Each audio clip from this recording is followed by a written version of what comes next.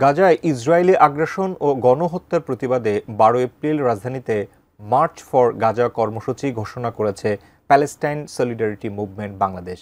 ওই কর্মসূচিতে দল মত নির্বিশেষে সবার অংশগ্রহণের কথা জানান জনপ্রিয় ইসলামিক স্কলার মিজানুর রহমান আজহারি। এবার মার্চ ফর গাজা নিয়ে নতুন এক নির্দেশনা দিলেন জনপ্রিয় এই Islamic scholar.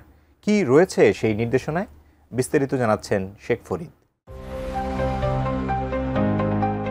March for Gaza নিয়ে একটি নতুন স্ট্যাটাস দিয়েছেন জনপ্রিয় ইসলামিক স্কলার মাওলানা মিজানুর রহমান আজহারি। ১১ এপ্রিল শুক্রবার নিজের ভেরিফাইড ফেসবুক পেজে এই পোস্ট করেন তিনি, যা এরই মধ্যে ৯০,০০০-এর বেশি মানুষ প্রতিক্রিয়া জানানোর পাশাপাশি ৪,০০০-এর বেশি মানুষ ফেসবুকে শেয়ার করেছেন। ফেসবুকে আজহারি লিখেন, সকল শ্রেণী পেশা দল মতের মানুষের অংশগ্রহণে বাংলাদেশের ইতিহাসে খরিক অর্থেই অভূতপূর্ব এক গণজমায়েতের দ্বার প্রান্তে আমরা। এই উদ্যোগকে সাফল্যমণ্ডিত করতে কিছু নির্দেশনা আমরা সবাই অনুসরণের চেষ্টা করব বলে অঙ্গীকার করতে চাই। জনপ্রিয় এই বক্তার নির্দেশনায় রয়েছে সহযোগিতাপূর্ণ স্বেচ্ছাসেবী মনোভাব রাখা। অনুষ্ঠানটা আমার, একে সফল করার দায়িত্ব আমিই পালন করব। এই সংকল্প নিয়েই ঘর থেকে বের হব।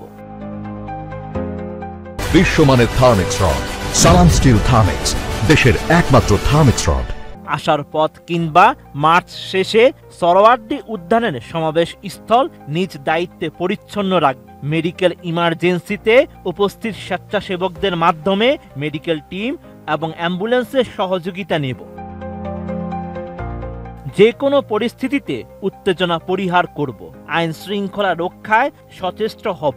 অনাকাঙ্ক্ষিত কোনো পরিস্থিতি তৈরি হলে আইন শৃঙ্খলা রক্ষাকারী বাহিনী এবং স্বেচ্ছাসেবকদেরকে সর্বাত্মক সহযোগিতা করব। শান্তিপূর্ণ এই বিক্ষোভ কর্মসূচিতে এমন কোনো প্রদর্শনী করব না যা দেশের ভাবমূর্তি নষ্টের কারণ হতে পারে। যে কোনো দল বা গোষ্ঠীর প্রতীক এড়িয়ে সৃজনশীল ব্যানার, প্লে কার্ড এবং কেবলমাত্র বাংলাদেশ ও ফিলিস্তিনের পতাকা বহন করার মাধ্যমে সংহতি প্রকাশ করব। জনগণের জানমালের ক্ষতি সাধনকে যারা প্রতিবাদের ভাষা হিসেবে প্রতিষ্ঠা করতে চায় তাদেরকে ষড়যন্ত্রকারী হিসেবে চিহ্নিত করব। দুষ্কৃতিকারীদেরকে প্রতিরোধে সম্মিলিতভাবে আইন শৃঙ্খলা রক্ষাকারী বাহিনীর সহায়তা নেব। আর মনে রাখব, জুলুমের প্রতিবাদ আরেক জুলুম দিয়ে করা যায় না।